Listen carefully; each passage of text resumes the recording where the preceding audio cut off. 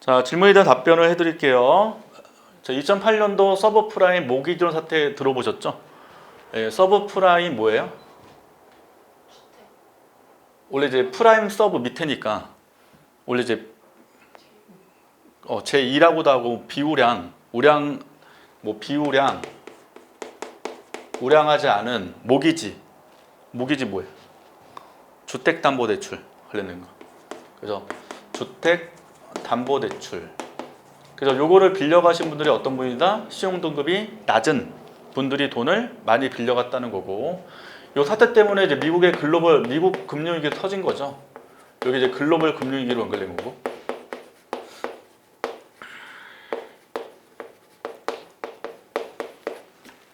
국제경제 쪽 공부하신 분들은 이제 글로벌 금융위기 역사도 정리를 해 놓으셔야 돼요. 그래서 2008년도 요 사태 시험에 나왔었고, 코트라 쪽에서는. 그리고 동아시아 외환위기는 기본. 동아시아 외환위기 시험 나왔고, 그 다음에 최근의 이슈가 역시 코로나로 인한 양적 완화. 그래서 그런 역사 사건들을 한번 정리를 해 놓으셔야 되거든요. 금융위기니까. 그래서 이때 원인을 얘기할 때 중국의 달러 리사이클링이라는 말을 해요. 그리고 이게 뭐냐면 중국 있고 미국이 있단 말이에요. 이렇게. 자, 이때 미국이 엄청나게 적자가 발생합니다. 중국을 대상으로. 그래서 미국이 대중무역 적자가 발생을 해요. 그럼 미국 입장에서 중국한테 달러 줘야 되는 거죠? 이제 적자니까 돈을 줘야 되잖아요. 달러가 일단 이렇게 간 거고요. 그다음에 중국은 어떻게 했다? 넘치는 달러 가지고 미국의 국채를 산 거지. 중국 애들이. 그래서 미국의 국채를 매입합니다. 중국 애들이. 그래서 미국 국채의 세계 최다 보유국이 중국이에요. 그럼 중국은 미국 대상으로 뭐다? 채권국이죠. 얘네가 채무국가. 그래서 미국이 약간 중국 눈치를 보는 게 이 국채 때문에. 그래서 가끔 중국이 위협하죠. 우리 국채 팔아버린다고. 이렇게 위협을 하는데, 그럼 국채 매입하면 채권 매입할 때 또 달러 사야 되는 거 아니에요? 달러가 다시 흘러가는 겁니다. 다시. 그래서 요거를 달러 리사이클링이라고 해요. 이게 돈다는 거예요, 이쪽으로. 그럼 미국 입장에서 달러가 다시 들어왔죠? 미국에서는 나갔던 돈이 들어왔잖아요, 달러가 다시. 그럼 미국은 예전보다 돈이 풍부해진 거죠, 다시. 유동성이 풍부해졌고요. 그럼 풍부해지니까 그다음 어떻게 돼요? 금리는 떨어진 거지. 금리 인하. 금리가 하락을 해요. 금리 떨어지니까 너도 나도 은행에서 주택담보대출이 가능했다는 거죠.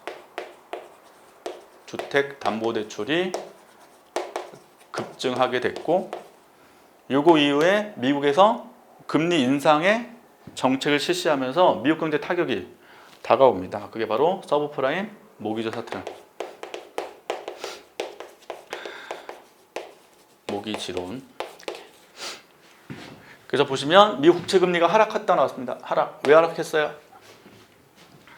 요거 국채를 뭐 했어요? 매입했죠. 그럼 국채 매입하면 미국 국채 가격은 상승해 하락해요? 매입은 산 거니까, 수요 증가니까. 미국 국채 가격은 상승하게 되고, 그 다음에 미국의 국채 금리는 떨어진다는 거죠. 가장 기본은 채권 가격과 금리는 역관계인데, 이제 직관적으로 너도 나도 미국 국채를 사면 채권 발행국인 미국은 금리를 낮은 금리로 발행해도 잘 팔린다는 얘기잖아. 금리를 낮출 수 있는 거죠. 그래서 금리가 떨어진 거고요. 이게 대출 금리로 연결될 수 있어요. 이게. 자, 우리나라 대출 금리 주로 은행에서 하죠. 그 은행의 대출 금리의 기준은 뭡니까? 우리나라는 대출 잡을 때 금리 기준이 있을 거 아니야. 가장 기본은 코픽스라는 게 있어. 코픽스 뭐냐면 은행들에서 돈을 조달할 때 여러 가지에서 조달할 거 아니에요. 그 가중 평균을 코픽스 금리라고 해요.